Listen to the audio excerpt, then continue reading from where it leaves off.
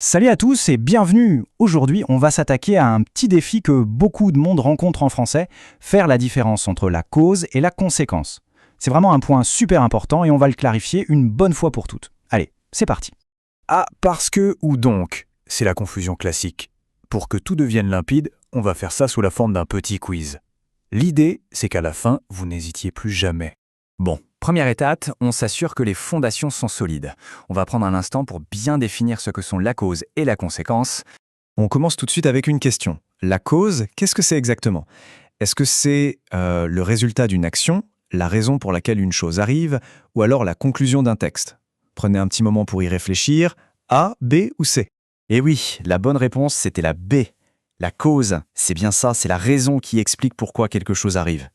Voilà, c'est ça le point essentiel. La cause, c'est l'origine, le point de départ, c'est la réponse à la question pourquoi. C'est vraiment la base de tout. Ok, super, on enchaîne. Et la conséquence alors?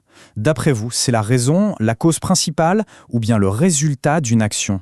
La bonne réponse, bien sûr, c'est la C. La conséquence, c'est tout simplement le résultat d'une action. C'est un excellent résumé. En fait, si la cause répond à la question pourquoi, la conséquence, elle, répond à la question et alors? Qu'est-ce qui s'est passé ensuite? C'est le résultat direct, ce qui arrive juste après. Bon, les concepts sont clairs maintenant. Passons à la boîte à outils, les mots précis qu'on utilise en français pour exprimer tout ça. Petite question de vocabulaire. Parmi ces trois options, quel est le mot qui sert à introduire une cause? Est-ce que c'est donc, parce que ou ainsi? Bien sûr, c'est parce que. C'est vraiment le mot le plus direct, le plus évident pour répondre à la question « Pourquoi ?» Et maintenant, on fait l'inverse. Quel mot on utilise pour parler d'une conséquence? Car, puisque ou donc. Attention, les options se ressemblent un peu. C'est donc. Le mot donc est un signal. Il annonce qu'on va parler du résultat, de la conclusion logique de ce qui a été dit juste avant. Alors, voilà un petit résumé bien pratique à garder en tête. Pour la cause, on a des mots comme parce que, car ou même grâce à. Et pour la conséquence, on a donc ou ainsi. C'est un bon petit aide-mémoire visuel. Parfait. Allez, on change un peu de format pour voir si tout est bien compris. On passe à un petit test rapide en mode vrai ou faux. Voici la première affirmation. Parce que et car expriment la conséquence.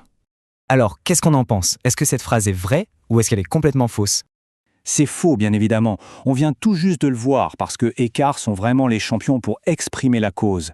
Deuxième affirmation, avec un exemple bien concret cette fois. Il a plu, donc la route est mouillée. La partie « la route est mouillée », est-ce que c'est bien une conséquence? C'est le moment de vérité. Alors, vrai ou faux? Et là, c'est tout à fait vrai. La logique est parfaite. La cause, c'est la pluie. Et le résultat, la conséquence, c'est que la route est mouillée. C'est imparable. Ok, on a vu les définitions, on a identifié les mots-clés, on a même validé tout ça avec un test. Il ne reste plus qu'une seule chose à faire, passer à la pratique. Regardons ces exemples ensemble. Il est absent. Pourquoi? Parce qu'il est malade. Voilà la cause.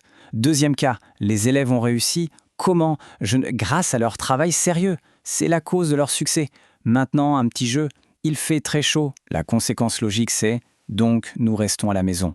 Et pour le dernier, elle a réussi. La raison, parce qu'elle a bien révisé. Vous voyez, cette logique cause-conséquence, elle est absolument partout. Et maintenant, le défi final. Créer sa propre phrase. C'est tout simple. C'est comme une recette de cuisine. D'abord, on choisit une cause. Ensuite, on imagine le résultat, sa conséquence. Et enfin, on relie les deux avec le bon petit mot connecteur. Regardez cet exemple. Il a plu. Ça, c'est la cause. Et qu'est-ce qui se passe à cause de ça? Donc, le match est annulé. Ça, c'est la conséquence. Simple, clair, efficace. Et voilà pour finir une petite question pour ancrer tout ça dans la vie de tous les jours. Maintenant que la différence est bien claire, essayez d'y penser. Quelles sont les causes et les conséquences que vous pouvez observer dans votre propre journée? C'est en faisant ça que ça devient un vrai réflexe et qu'on ne se trompe plus jamais.